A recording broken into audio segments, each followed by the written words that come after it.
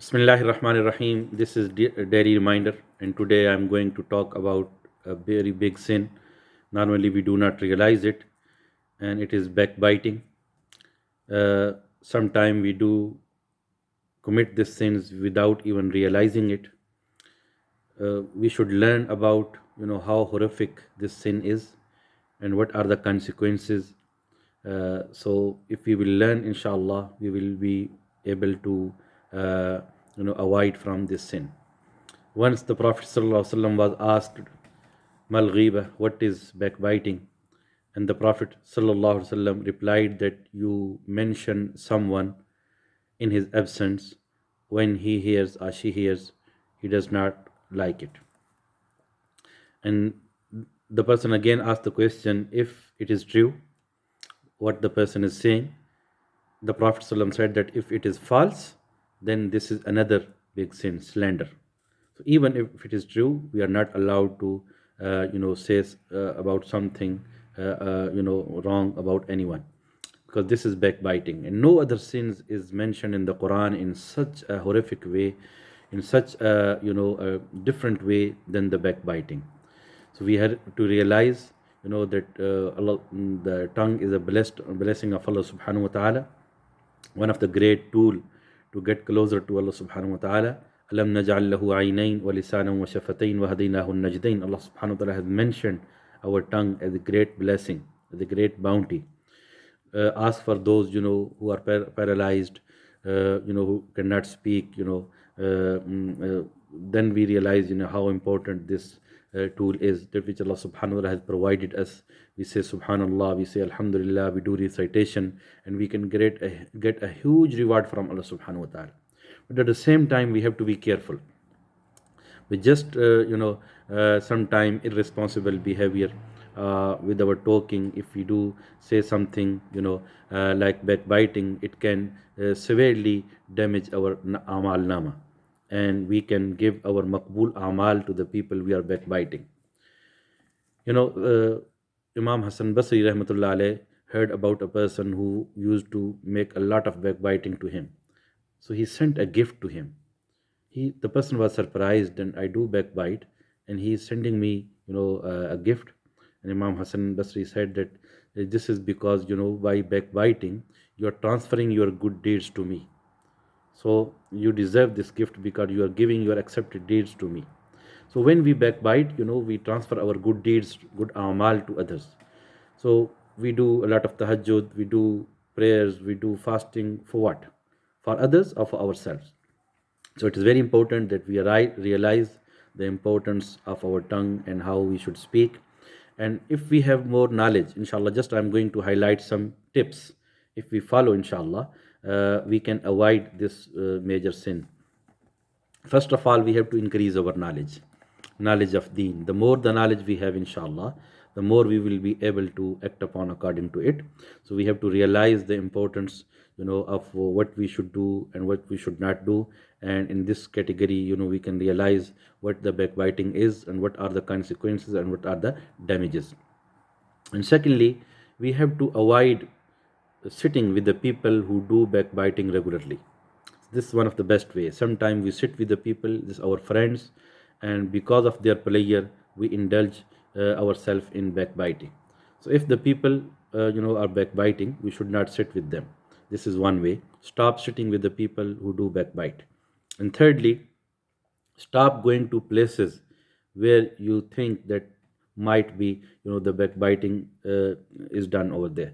So stop visiting the people who are repeatedly doing this, and stop going to the places. And sometimes it is occasion. For example, if you do your lunch in a place where you sit with other friends and they start backbiting, so it is better to sit alone rather than together. And fourthly, it is very important that if you cannot leave your friends, if you cannot stop going somewhere, then it is a highly courageous act that when you listen someone backbiting, with whether your friend or family friend or whoever, you can politely tell them that this is backbiting and this is not allowed. The Prophet ﷺ said that if anyone will stop someone from backbiting, man zabba an lahmi akhihi bi zahril ghaib, haram Allahu alayhi nar. Allah will make the fire of hell haram prohibited on that person, because he took a very good initiative by stopping other person from backbiting. Normally what we do, if a person is sitting in front of me, my friend is backbiting, for just to save my relationship, to save my friendship, I will not say anything, because if I say, he will be unpleased, he will not be happy. So we have to make some courage to avoid this great big sin, because this sin can damage our good amal and so on. And secondly, whenever we start any sitting, any meeting, we have to make it clear at the start of the meeting that I'm not going to backbite anyone. By doing this, other will be aware that you will not listen, or you will not involve in any kind of backbiting, so they will not do as well, inshallah, and you will get reward. And another very important point is that sometime we sit in our sittings, but we don't want to do backbiting. But what happens, that some questions lead to backbiting. For example, some friends are sitting and one friend asks, "What about that person? What he is doing today, in these days?" And then the other people will start backbiting.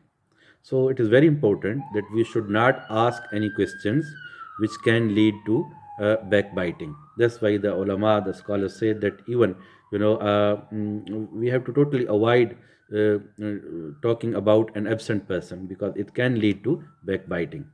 And another thing we need to know is that we have to remind ourselves again and again, and of course, if it is a habit, then it will not be easy to overcome. So we have to remind ourselves, and we have to remind others as well. And one another important point is that as-sami'u kal mutakallim, the person who listens backbiting is also involved in that sin. So when backbiting is haram, it's prohibited. In the same way, listening backbiting is haram as well. So it is very important that we should not listen the backbiting as well. And the most safest thing is man samata naja. If anyone who keeps silence will be saved, will be safe. So this is the safest option, that we should not talk anything which can lead to backbiting. But of course, when we have friends, when we have families, sometimes there's no other option but we have to sit together. But make sure that we should not backbite anyone, otherwise we will be sinful, and this is the sin which may be normally not forgiven, in such a way that the person, there are two kind of sins in Islam. One is the sin related to the rights of Allah, and the sin related to the right of other people. And the backbiting is the sin which is related to the other people. If they will not forgive, it may not be forgiven. And the most danger point is that even if you go to someone and tell them that I did backbite to you, can you forgive me? And it can lead to another damage of the relationship, because that person will say, okay, why you were doing my backbiting, and he may not forgive, and it can lead to further frustration and the relationship breakdown. So that's why first of all, we need to realize the importance of our conversations. We should not backbite. We should not the Prophet ﷺ said that sometime a person says a kalima, a phrase which is pleasing to Allah, and he goes to Jannah, so far that from east to west. And if sometime a person says a kalima which is displeasing to Allah, and he is goes to the fire of hell, as deep as the east and west. So that's why we have to be very careful in our conversations. May Allah subhanahu wa ta'ala give us ability, give us tawfiq, that we realize the importance of this great tool, tongue. And may Allah subhanahu wa ta'ala make it, give us ability and tawfiq to make it in a useful way, to use this tool in a positive way, like recitation of the Holy Quran, like zikr of Allah subhanahu wa ta'ala, like Durood Sharif of the Prophet sallallahu alaihi wasallam. Allah Ta'ala हम सबको अमल की तौफीक अता फरमाए. May Allah subhanahu wa ta'ala give us ability to follow. Jazakumullah khair.